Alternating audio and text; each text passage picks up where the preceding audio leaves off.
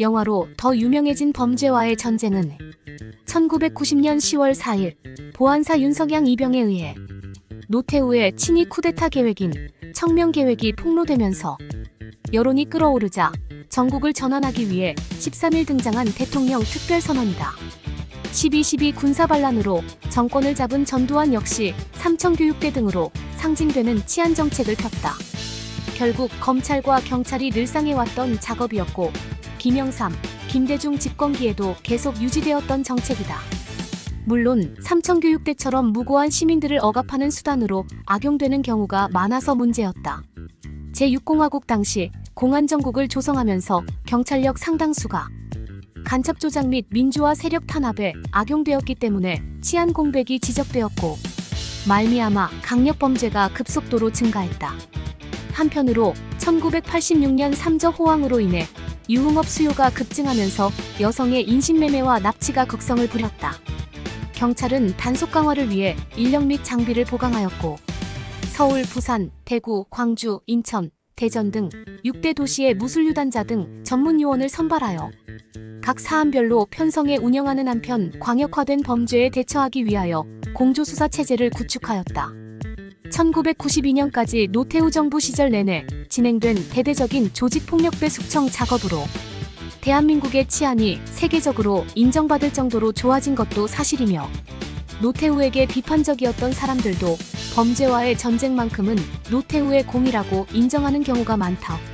대통령령이기 때문에 이전에는 적당히 묵인되었던 조직들도 싸그리 소탕되었고 1년 동안 전국 200여 개 조직에서 700여 명이나 구속되었던 대규모 체포가 이뤄졌다. 범죄와의 전쟁은 보안사 청명계획, 폭로 사건에 대한 국민들의 분노를 잠재우기 위한 홍보전쟁이기도 하였다. 시간이 흐르면서 오직 홍보뿐인 범죄와의 전쟁에 염증을 느끼기 시작했다. 그것은 각종 관제운동 전개와 홍보물 대량 설치, 무장군인들의 신의 순찰과 실적 위주의 인권유린이 가세된 공포 분위기 조성용 홍보로 나타났기 때문이다. 이 중에서 가장 크게 부각된 문제는 인권침해 문제였다. 범죄와의 전쟁 과정에서 높으신 분들이 전국의 경찰국과 경찰서에 실적을 올리라고 압력을 넣는 바람에 애꿎은 사람들이 사소한 트집 하나로 범죄자로 몰려 수없이 체포되었고 고문 수사 및 진술 강요 역시 늘어나면서 문제가 되기도 했다. 다시 말해 무죄 추정의 원칙이 무시되었다는 것. 특히 1991년 범죄와의 전쟁 척도를 맞이해 범죄소탕 71작전이라는 실적 위주의 작전으로 인해 수사 도중 인권침해 사례가 대량으로 속출하기도 했다. 당초 부산 엄궁동 2인조 살인사건의 범인으로 알려진 2인조도 이에 의한 경찰의 실적 채우기로 인해 강제 자백을 받았을 가능성이 상당히 높다. 또 허위신고 하나에만 의존한 채 20대 여성 2명에게 가혹행위를 해 허위 자백을 받아내는가 하면 10살짜리 국민학생을 조폭으로 둔갑시켜 소년원에 보내는 웃지 못할 일이 발생했다.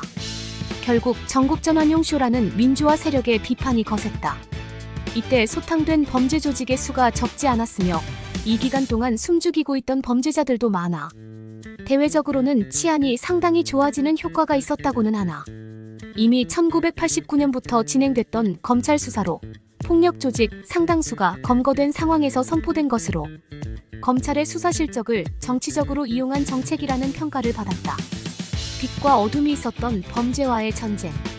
2024년 현재의 정부는 마약과 디지털 성범죄 등 과거와 다른 범죄들을 이유로 신범죄와의 전쟁을 논의하고 있다.